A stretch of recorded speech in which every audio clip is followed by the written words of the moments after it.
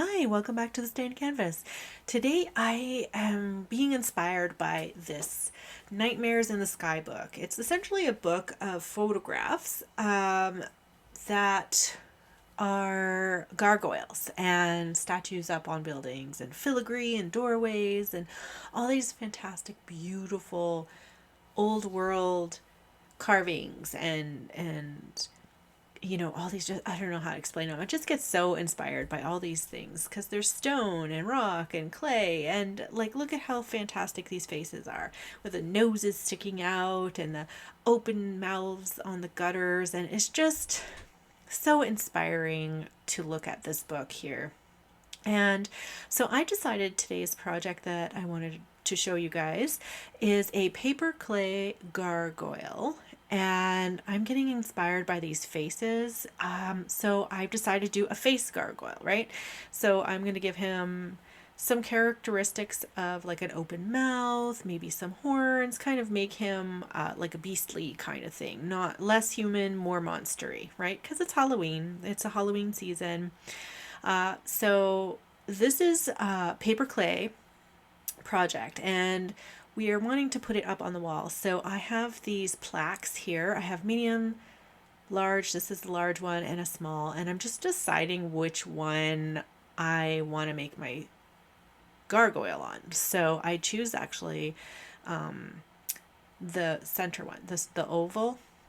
And what our gargoyle is going to be made out of today is paper clay.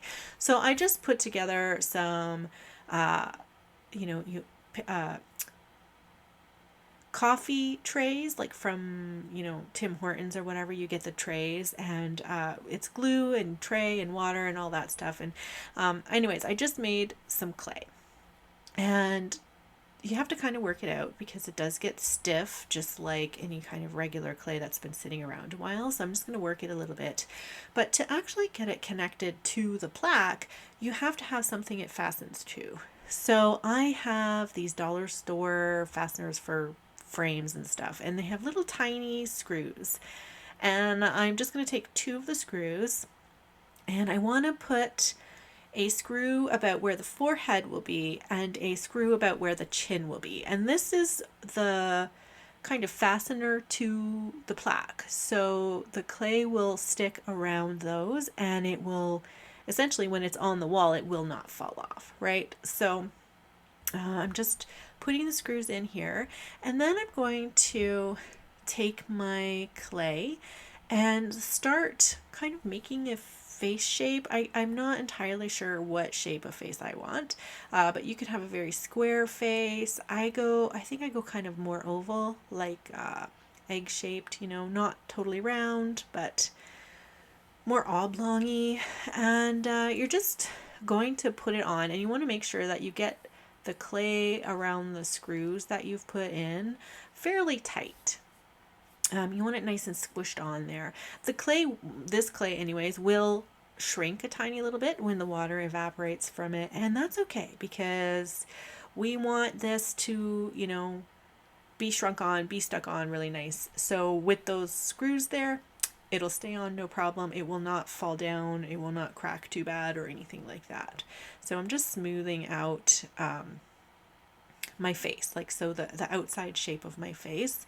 You can use, like, I'm using the back of a plastic spoon. I like reusing a lot of materials, so I'm using the spoon. I also have like a cuticle pusher. It's kind of a wooden stick type of thing, and I'm going to also use that to make some textures in the gargoyle as well. So I'm just trying to find a nose and a mouth, like just the parts of a gargoyle, the parts of a face. You don't have to do the face like me.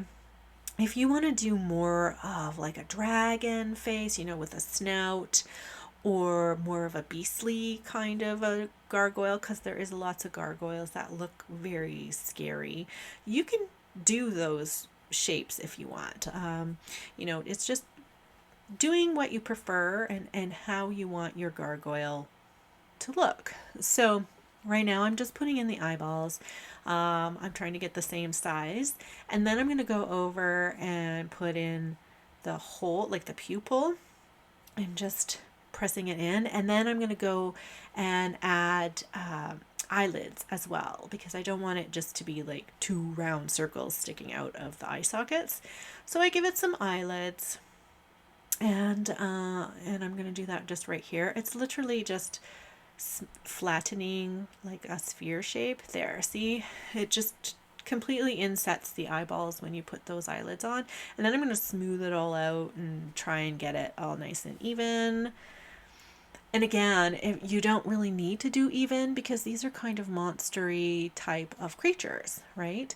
I'm giving him some hairy eyebrows. I'm just indenting with my cuticle thing. You can even use like a toothpick or chopsticks. Like, if you want a thicker indent, you can use those. You don't even need to use the wood thing. If you have like a butter knife or whatever, you can easily make these indents with that as well. Now I'm going to make some horns, and I do make a set of horns and then I end up not liking them.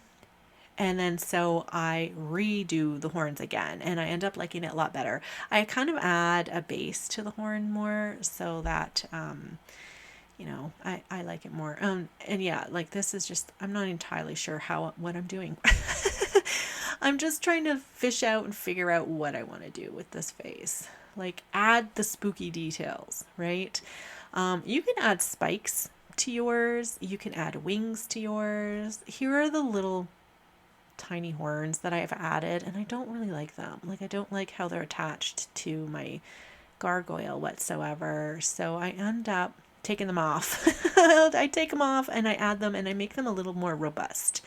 I'm actually trying to give him more of an open mouth here because I want him to have like that open, like yelling kind of face, right? So that's what I'm doing here.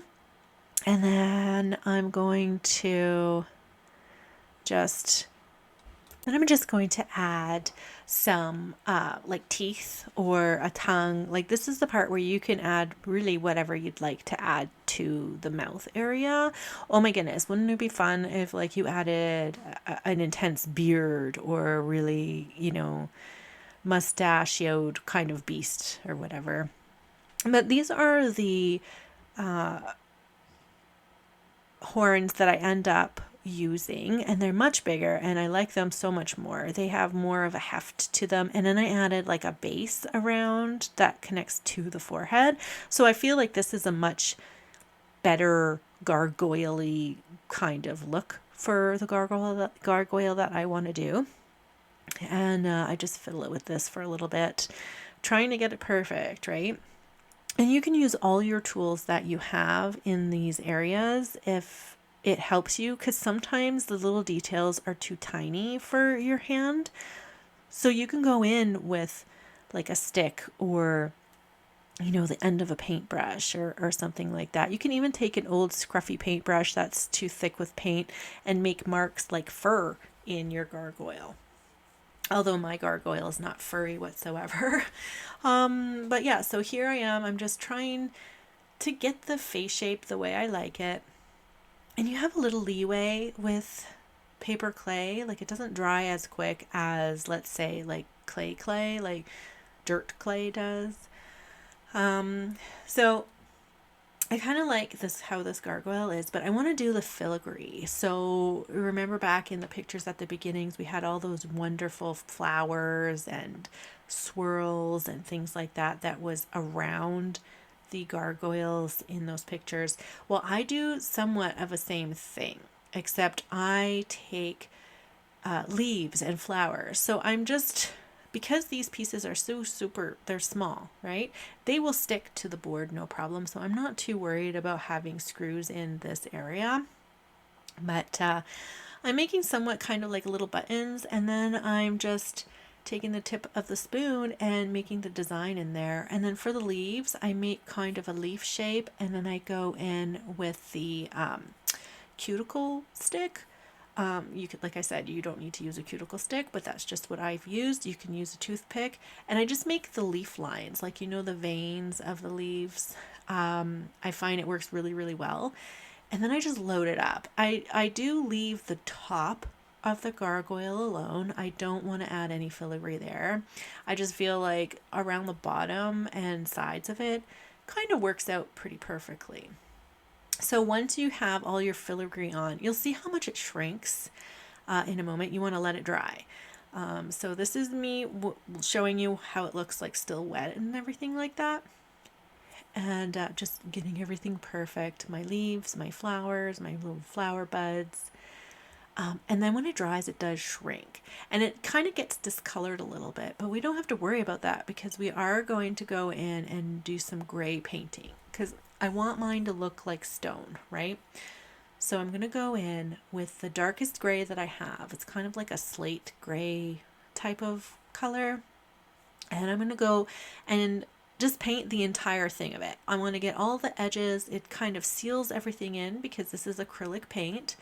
And so I'm just doing all the edges. I want to make sure I get under all the petals if they're sticking up, behind any kind of like the horns, like behind the horns, in between the wood and the horns if I have any space there. Just try and cover as much as possible.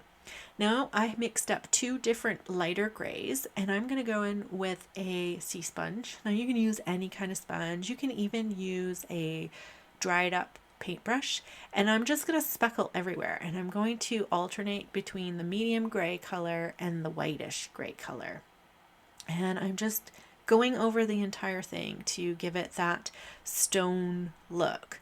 And you're going to let that dry, and then this is the final plaque of how it turns out. So all the nice deep grooves become the dark gray, and it looks like weathered stone. So I hope you guys like this. Like, subscribe for more videos, and just try it. Have fun. Make some clay, make some gargoyles. So bye for now. I'll see you guys next time on the Stain Canvas.